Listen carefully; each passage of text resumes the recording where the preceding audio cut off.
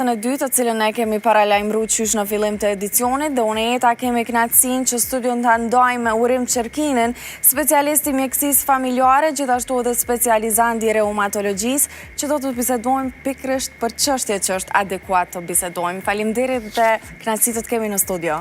Faleminderit. Shumë kënaqësi që je në studio dhe që kemi me fol për reumën, por fillimisht na trego pak se çka është reuma apo cilat janë sëmundjet reumatike që njeriu mundet me i pas. Fjala reum rrjedh nga fjala e vjetër greke reuma, që do të thotë është një substancë e cila rrjedh nga truri mukus dhe e cila përhapet në të gjitha nyjet e organizmit të njeriut, duke prodhuar acidin hyaluronik, i cili në fazat të ndryshme të zhvillimit jetësor ndikon në të dy mënyrat, në mënyrë pozitive, por edhe në mënyrë negative.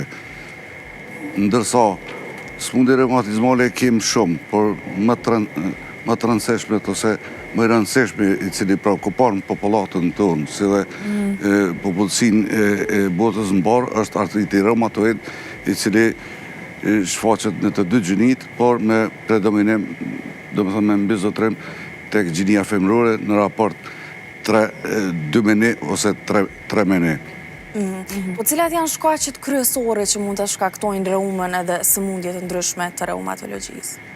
Shkaqet kryesore të cilat ndikojnë në shfaqjen e artritit reumatoid janë pikëpari mosha, e cila varion prej moshës 25 vjeçare deri në 45 vjeçare. Pra kjo është grup mosha që mundet më shumë të më prek. Po, është grup mosha më e prekur, më e atakuar, por nuk përjashtohen edhe artriti reumatoid tek fëmijët. Në këtë rast, nëse paraqitet tek fëmijët, atëherë kemi të bëjmë me artritin juvenil idiopatik, që do të thotë se vetë fjala idiopatik do më thënë se nuk i dihet shkaku apo shkaktari i cili ka shkaktuar. Ndërsa, nëse paraqitet para moshës 25 vjeçare, atëherë kemi të bëjmë me termin EORA nga anglishtja, që do të thotë early onset of rheumatic arthritis, ose shfaqja e hershme e artritit reumatoid, ose në rastin tjetër nëse kemi të bëjmë mbi moshën 65 vjeçare, atëherë kemi të bëjmë me artrit reumatoid të vonuar, apo të shtyr, apo late onset of rheumatoid arthritis.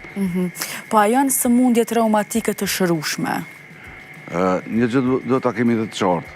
Në momentin kur sëmundja reumatike shfaqet tek një person, tek një individ, tek një pacient, atëherë ne si mjek, po edhe si njerëz në përgjithësi, duhet jemi të sinqert me pacientin. I tregojmë se sëmundja një fjalë, apo edhe sëmundje tjera, cilat bëjnë pjesë në kuadër të sëmundjeve reumatizmale, nuk janë të shërueshme, janë të mjekueshme, të trajtueshme në një disiplinë strikte, terapeutike dhe në çështjen e ndryshimit të stilit të jetës. Çfarë do të thotë kjo?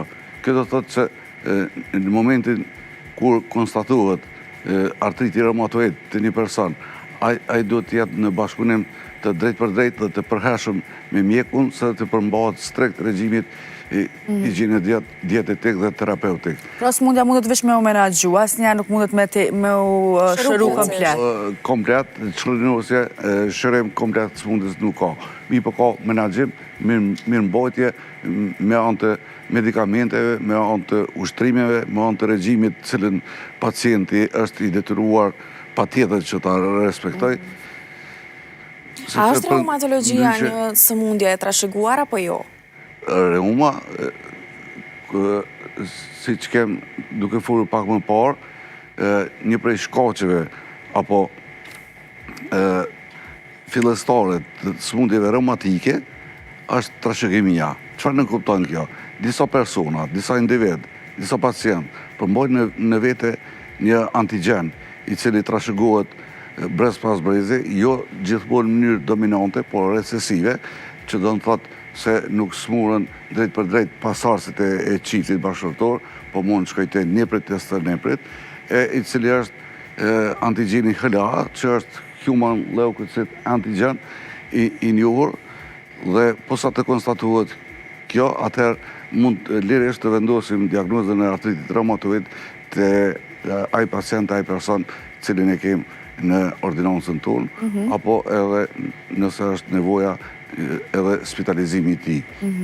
Para kësaj, vlen të theksohet se është mirë që edhe mjekët familjarë në kujdesin parësor shëndetësor, gjithmonë sapo të kenë një pacient përpara i cili ankohet në dhimbje, në shtangim të nyjeve për më gjatë se 30 minuta, për gjatë 2 ose 3 javë në vazhdimsi, atëherë të kërkohet një pasqyrë e gjakut, një laborator, një sediment, një proteinë C reaktive, e më vonë edhe faktorët reumatoid, dhe më vonë nëse këta faktorë, nëse këto analiza dalin pozitive, atëherë të kalojmë në testet specifike të cilët kanë të bëjnë me reumatizmën, e që janë testet specifike anti-CCP, që janë auto-antigen specifik ose auto-antitrupa, cilët me kalimin e kohës ata fillojnë dhe veprojnë kundër vetë trupit, duke konsideruar një një nyje në këtë rast si trup të huaj. Dhe çfarë ndodh aty formohet do të thonë plazmatimi, ndezja. Si manifestohet kjo? Kjo manifestohet her pas here me zbutje të nyjes, ose edhe dhëmbje, e shoqëruar me dhëmbje të forta zakonisht mëngjes, të cilat zgjasin spaku 30 minuta, gjë që karakterizon me ngadalësim ose vështirësi të lëvizjeve dhe po ashtu mund tjetë edhe me vështirësi në urjengritjen e pacientit gjatë ditës. Zotëri Qerkini, shumë faleminderit për këtë informacionet që na i dhe, edhe nuk na premtoi koha më shumë me bisedu për këtë temë, por shpresoj që kemi me të pas prapë në studio dhe kemi me diskutu përsëri. Faleminderit. Faleminderit shumë. Ishin disa informacione kyçe që po besoj që na hyn punë gjithë atyre që veç i kanë dëgju. Faleminderit shumë. Ju lutem. Tani të dashur miq, nga kjo intervistë kështu po ndahemi edhe po e përfundojmë këtë edicion. Ishte kënaqësi që edhe këtë mëngjes të jemi së bashku, do shihemi përsëri nesër. Faleminderit. Shihemi nesër, faleminderit shumë gjithëve.